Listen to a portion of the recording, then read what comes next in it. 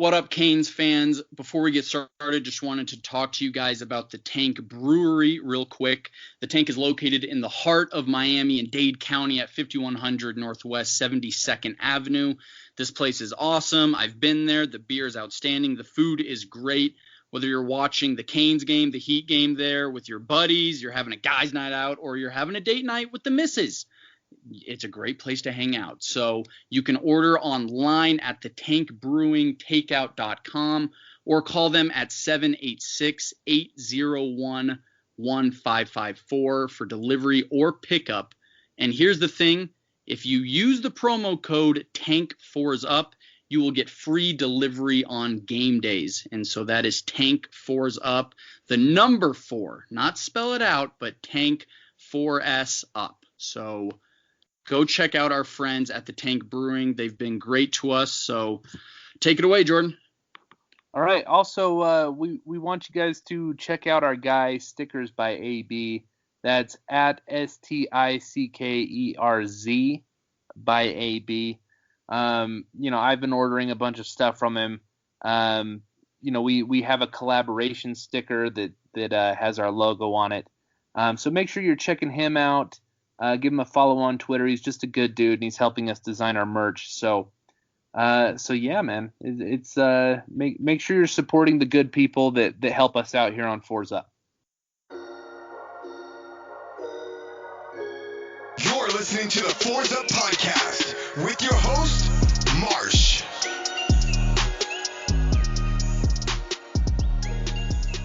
What up, Canes fans? It is the Fours Up podcast, and it is a victory Saturday for our Miami Hurricanes.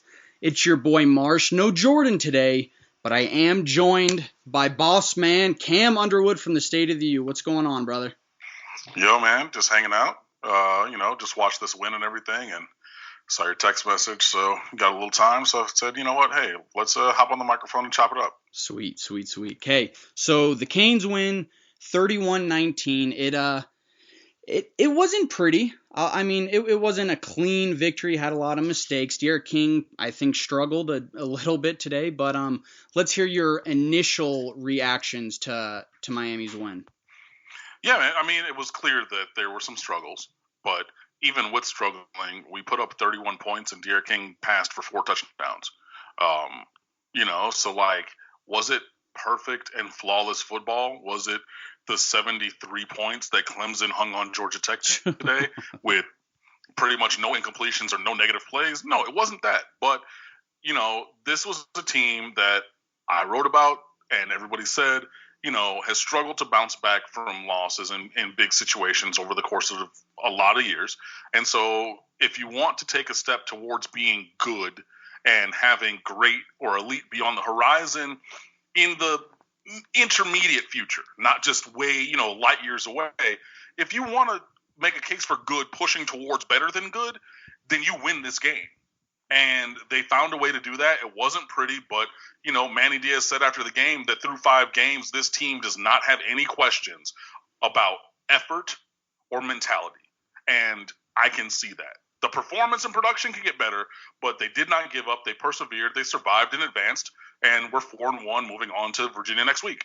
And what I thought was interesting was, last year For part of the game today, it kind of had the feeling of Georgia Tech last year for some reason, just because we kept shooting ourselves in the foot and, giving up penalties. And every time Pitt would score, kick a field goal, things like that, Miami would, they would answer. And so I thought, unlike last year, of course, so I thought that was a big step in the right direction. Offensively, we were without Brevin Jordan today. Derek King goes for 222 yards, 4 touchdowns. He also threw 2 picks. And that second interception he threw, that was, I don't know. What were your thoughts on that? That was bad. He said it. It was, but, he said it after the game, Derek King himself. He said that player is not supposed to be there in the coverage that they called and what they ran. But he guessed and abandoned his actual responsibility that I was going to throw the ball there, or there could be a play made where he made the play. But he's not supposed to be there. and he ended up, breaking a tendency and was there. So, credit to Pittsburgh, for a guy who studied some film and thought, hey, this could be the chance that I have to be there and make a play. And it's good for them that he did make that play, because that kept Miami from converting. But, I mean, we saw the legend himself, the chief of staff, Edward Reed, do that in the NFL, where he played, the famous story that both he and Peyton Manning told, where Ed Reed played a specific coverage wrong for 2 seasons to put it on film for the 3rd season later when they were going to eventually play against Indianapolis, and then they dial up something to beat that scheme, and then he finally spins around and makes that play.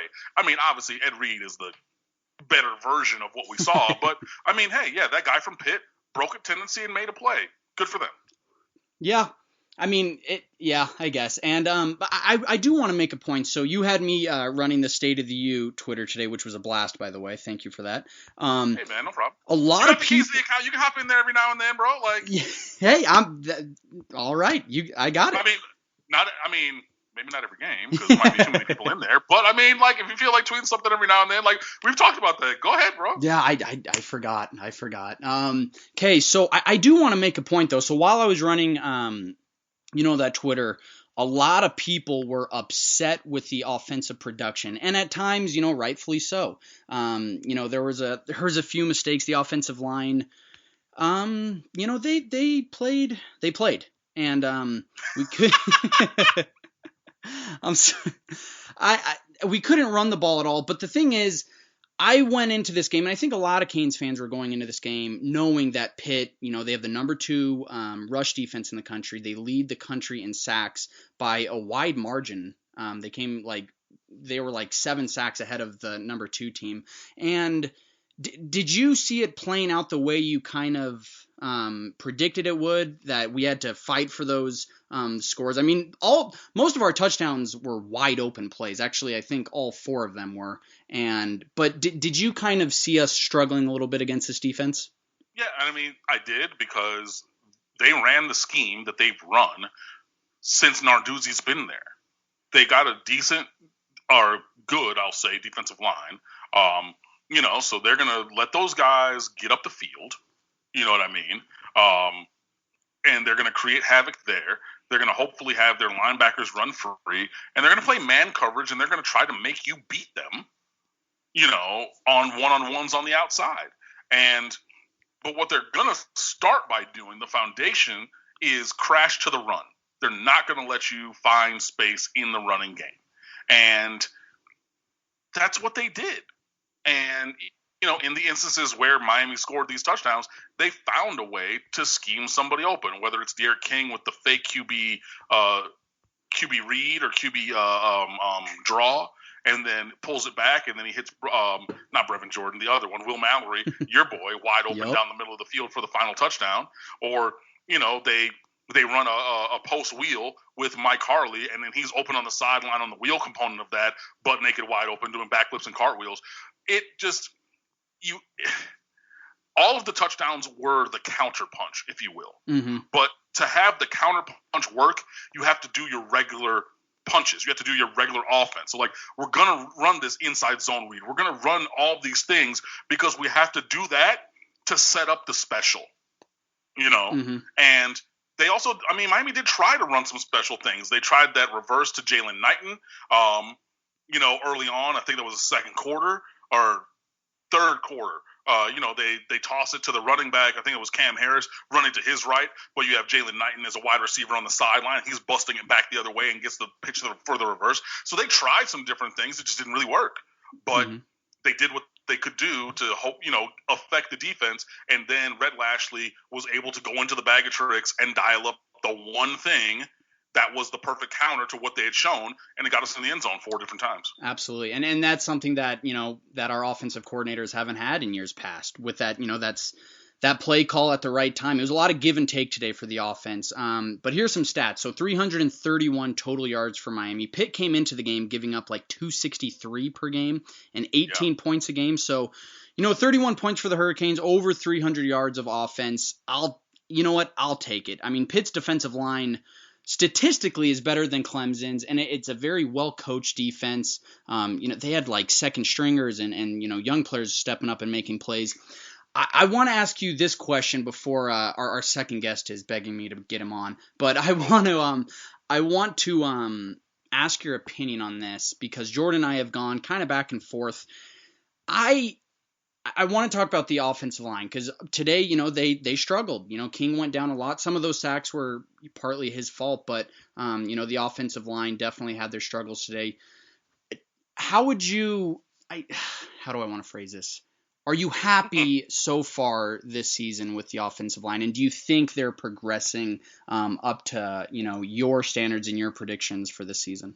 Progressing up to my standards, no. But, okay. Okay. Yeah. Better, but even with playing pretty poorly these last 2 weeks, they're better than they were last year. And I mean, you're giving up 10 sacks in the opener to Florida. Like, with all due respect to a good team with talent on their roster, there's no reason on God's green earth that Florida should have had 10 sacks. And I think that this year, this offensive line would not give up 10 sacks. So against that one team. So I think that there has been movement, but I think it's been from like atrocious to bad. But there's still like mediocre, a little bit above average, and good and great like levels to go in front of where we are. So, I mean, there has been some improvement. You cannot say that there's not been any, but it's been inconsistent. We're still plagued with penalties. Last week was Ja'Kai Clark with all the penalties. This week, John Campbell had a couple. So it's, again, not been perfect, but there's been moderate improvement. But again, you're going from absolutely atrocious to simply bad. And for this year, I think that realistically, that's about the ceiling, and we're going to continue to have to train these guys and develop these guys to being better executors, operators at their positions, and throw numbers at the problem in recruiting by getting additional guys, and not additional guys who are 2, 3, 4-year projects down the line. Mm-hmm. Guys who can play year 1 or year 2 on offensive line, and those are tough to come by. One of the comparisons I always say is Danny Isadora from Cypress Bay High School in Weston. He ended his career as a second-team All-ACC offensive lineman, guy who got drafted in the 6th or 7th round of the NFL draft. But he didn't play a meaningful snap until year 4 as a redshirt junior. It took time. It takes time to get these guys. And, I mean, he was a 3-star recruit, but you're going to have to find a way to get some transfers or get some, real improvement from the guys on the roster. And, I mean, Marcus Tate from U School or wherever he's playing football down here now says that he's locked in with Clemson. Cool. Who's another guy? Because we're going to need to get some additional talent in the world of recruiting to push these guys and hopefully improve that situation. So, I mean, there has been and the thing about saying that there's been improvement, think back to how abjectly terrible that unit was last year. Oh yeah. I mean, last year it's been a little bit better. Yeah. So I will say improvement, but not the kind or amount or degree of improvement that you or I or anybody would really want. All right, okay. So we now welcome on I got two of my favorite people on the call right now. We got Jay and Cam is still with us. So Jay, initial reactions from Miami's 31-19 win today. Before I say that, how much have I missed? Have you already gotten into anything? We talked the vibes in the group right now. We talked a little bit about the offense, but that's about it. All right, my first initial thoughts is my birthday is coming up Friday. I appreciate Manny Diaz and I appreciate Bubba Bolden getting me a win to start my birthday week. For that, I'm happy. We'll get into the rest after that, so I'm just happy to get a win right now. Okay. Because if we wouldn't have got one, bro, somebody would have got shot. So, I'm good with that. Jay, quit playing. First of all, you ain't even like that. And second of all, this weekend or next weekend against Virginia, which is a nighttime kick, so it gives you extra time to go around and beat the Debaucherous in South Florida. So you're welcome for that too. I'll take what I can get, bro. Jay, are you coming down for the game next week for your birthday? I haven't made no plans for the weekend yet. That's always on my list every weekend coming up. So Absolutely. I'll probably end up down there. I just ain't made no plans yet. All right. Okay, so let's talk more about this game. We just talked about the offensive line, which had its problems today. Yeah. But so Cam, I wanted to add on to the point right before we called Jay. Do you